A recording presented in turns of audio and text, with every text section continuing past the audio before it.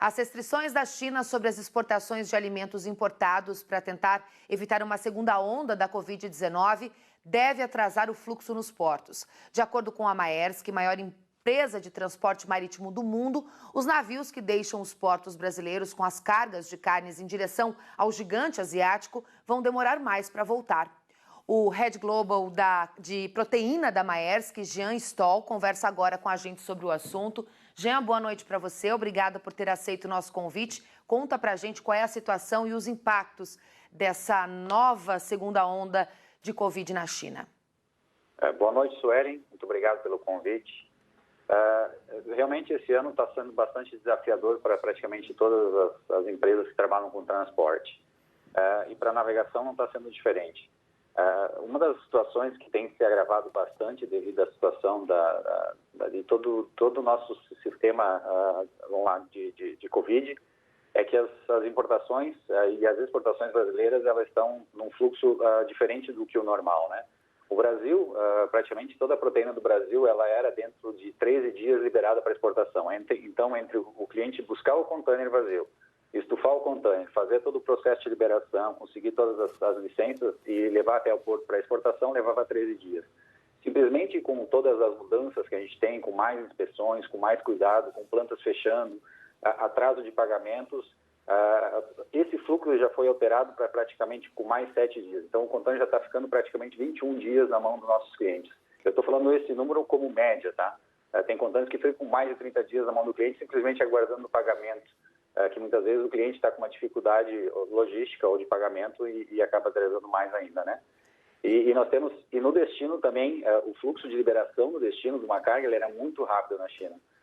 Então, esse número tem mudado bastante, com uma frequência bastante grande também. Então, o que levava 3 dias, praticamente está levando hoje 7 a 10 dias, simplesmente para a carga ser inspecionada, liberada e retornada vazio até o nosso depósito, para que ela possa circular novamente dentro da nossa frota. Jean, qual é o impacto financeiro desse atraso? A gente sabe que o sistema logístico é muito complexo quando a gente está falando em exportações e cargas marítimas. Sem dúvida, esse atraso reflete no bolso de quem está fazendo essas operações. Sim, na verdade a gente tem uma situação em que hoje a gente não tem repassado os custos para os exportadores, principalmente pelo atraso e pela não utilização do container. É um custo que está sendo absorvido pela Maersk, propriamente dita, ou pelos outros armadores que trabalham na situação, justamente pela própria situação e pela dificuldade. Existe uma situação em que tem amenizado a situação de transferência ou de retorno desses containers. É que a nossa importação ela está num fluxo bastante abaixo, ela está abaixo do normal. Então, vamos lá, a média da Maersk ela está em torno de 65%, 70% de tempos normais. Então, a gente consegue trazer um pouco mais de container vazio para a nossa costa, minimizando o impacto, que poderia ser muito maior se a importação tivesse bastante em fluxos normais. Jean, para finalizar, essa semana o Ministério da Agricultura sinalizou uma conversa por videoconferência com o governo chinês em relação a isso. Como é que vocês receberam essa notícia? Achou que demorou para o governo sinalizar algum tipo de conversa com os chineses? Não, pelo contrário. Eu acho que o Brasil, de certa forma, é um dos países mais ágeis e tem talvez uma das melhores, mais atuantes, departamentos para resolver essas situações. O Brasil tem 4 plantas praticamente que estão hoje restritas, né? E no mundo todo a gente já tem mais de 17. A Alemanha tem 4, a Holanda tem 4. Você vê que no Brasil a conversa ela está sendo muito mais rápida e a gente acredita com um retorno mais rápido do que outros países. Até porque a gente tem praticamente excelência. Eu já tive em outros frigoríficos, em outros lugares do mundo, e a gente sabe que o Brasil tem excelência tanto na precaução quanto nas questões sanitárias. Então, eu acredito que o Brasil tem trabalhado bem e acredito que essa situação, até pela necessidade alimentar da China, né, que ela tem que garantir a alimentação do seu povo e ela vai continuar comprando do Brasil, principalmente depois da peste suína africana, que impactou bastante a produção de alimentos deles. Eu acho que vai continuar comprando do Brasil e a gente vai ter uma situação normalizada em breve. Jean, obrigada pelos seus esclarecimentos. Espero que tudo se normalize, que você tenha um ótimo fim de semana e a gente está sempre aqui, sempre que você precisar se comunicar. Um abraço. Muito obrigado, muito obrigado. Tenha um bom dia e um bom final de semana. Obrigada. Vamos ver como é que está a audiência aqui no Facebook, fantástica nessa sexta-feira. Queria mandar um abraço para o Cláudio, para a Aparecida Zabini, o Adriano Galina falando que passou um susto com o ciclone bomba lá em Santa Catarina. Espero que todos estejam bem. Essa semana foi uma semana bem agitada, como tem sido todas de 2020, né? O Ângelo também aqui com a gente, o João do Carmo, obrigada pela sua audiência também pelo Facebook. Vamos ampliar esse assunto desses problemas relacionados aos embarques da China com o Miguel Daoud. Daoud, a gente sabe que o sistema portuário é bastante complexo, né? Eu estava conversando com o Jean há pouco da Maersk, que ele estava contando que o processo que levava 3 agora está levando 7 dias. Eu quero te fazer uma pergunta bem direta e que vai interessar o nosso telespectador. A gente sabe que quando a situação sai fora do trilho, todos os envolvidos da cadeia acabam perdendo no bolso. Qual a influência desse novo procedimento da China em relação às importações para o PIB agropecuário brasileiro de 2020? Boa noite, Suelen. Boa noite a todos. Isso nós costumamos chamar de efeito dominó. Não é nenhuma novidade, o efeito dominó, você tem uma queda num determinado momento e isso acaba deflagrando quedas seguintes. Essas exigências da China, ela acaba impactando, ou seja, provocando ao longo de 2 meses, mais ou menos, um engavetamento na nossa produção, né, até que isso chegue na mesa lá do consumidor chinês. E esse engavetamento, sem dúvida nenhuma, ele exige uma revisão do planejamento e na forma de produzir, você acaba tendo uma diminuição daquela previsão que você tinha para um determinado período. Então, isso é muito ruim, né? Eu vejo que, nesse momento, a gente vamos ter pela frente, aqui fica, Suelen, aquele alerta que nós sempre fazemos aqui no Canal Rural, apesar de sermos chato, porque insistentemente nós estamos falando nisso. A pandemia ela vai mudar completamente conceitos sociais e conceitos econômicos. O Brasil hoje é uma grande potência em exportação de alimentos e, principalmente na questão do alimento, nós vamos ter maiores exigências, né? Vamos ter até rastreabilidade. A China agora está pensando também, ela vai rastrear toda a nossa soja e assim por diante. E outros produtos também serão rastreados.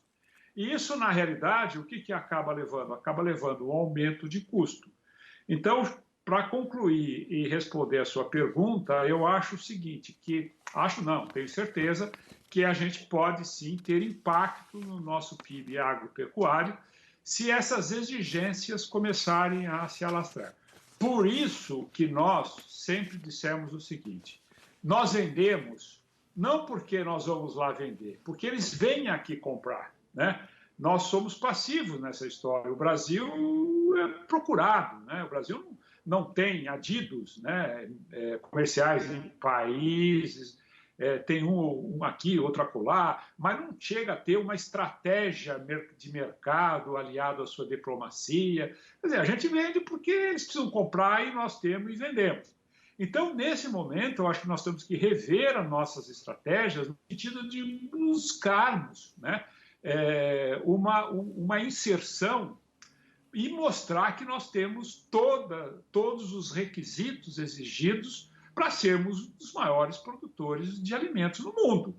E ainda bem que está começando, nós estamos começando a mudar o nosso entendimento de meio ambiente, o nosso entendimento de uma série de problemas em relação aos nossos vizinhos, aos nossos parceiros. O que nós temos que ver é o seguinte, qual é a função do governo? A função do governo é agir de forma a trazer benefícios para a sociedade. Se nós temos posições, né, isoladas, que não correspondem ao total da nossa população, nós começamos a criar embates onde o total da população será prejudicado. Então, eu acho que esse entendimento é muito importante. Está aí esse exemplo da China, a gente não sabe o que vai vir pela frente. Então, portanto, Suelen, é muito importante que isso aconteça. Essa questão das exigências de fiscalização, de vistorias, elas vão cada vez se aprofundar mais. Nós temos que ter um posicionamento democrático, nós temos que ter uma posição em relação ao meio ambiente bem clara, nós temos que abrir para o mundo, mas olha, Sueli, sem fugir dos nossos objetivos. Hoje eu estava vendo, já estou encerrando, o Brasil vai implementar uma rede de proteção social que vai custar em torno de 60 bilhões por ano.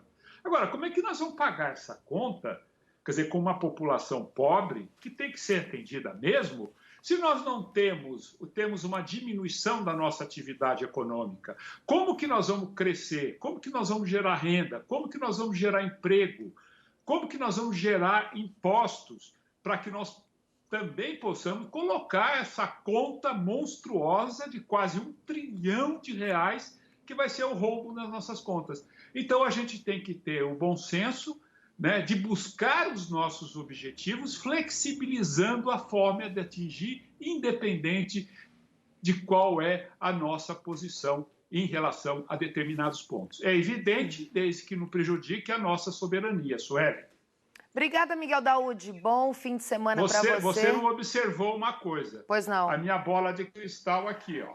Quando você me fizer observamos a caneca do Canal Rural que você tomava café aqui comigo, que agora não está mais tomando, porque a gente está trabalhando à distância há mais de 2 meses, e a bola de cristal que o Alexandre Garcia não tem, mas que você tem. Quando você me fizer uma pergunta que eu não souber responder, eu vou consultar a minha bola de cristal, Sueli. Muito bem, Miguel Daoud. Além do seu conhecimento, você tem também aí outros complementos aí, principalmente astrológicos, astronômicos. Isso é muito importante. Sim. A astrologia é muito importante, Sueli. Ela determina os nossos... Ok. Boa noite. Até segunda. Bom fim de semana. E quem comenta também os impactos dos embargos da China à carne brasileira é o professor de economia da USP, Celso Grise. Dá uma olhada. Há um esforço grande do Brasil, em primeiro lugar, para ampliar a pauta de exportação para a China. Em segundo lugar, manter as nossas penetrações no mercado chinês de soja, milho, carne de toda a natureza. Terceiro, agregar valor nas exportações para a China através de produtos que venham sofrendo algum processamento. O Brasil hoje tem uma dependência muito forte das importações chinesas, sobretudo no campo da agricultura. Não é à toa até que o Ministério da Agricultura e o próprio presidente da República têm se empenhado muito em aumentar as relações também com a Índia, outro gigante e potencialmente um dos maiores players no comércio mundial. A Índia tem uma população incrivelmente grande, uma boa classe média, tem uma condição muito interessante em certas indústrias para competir conosco e para nos favorecer na importação de produtos que tenham defensivos agrícolas, etc.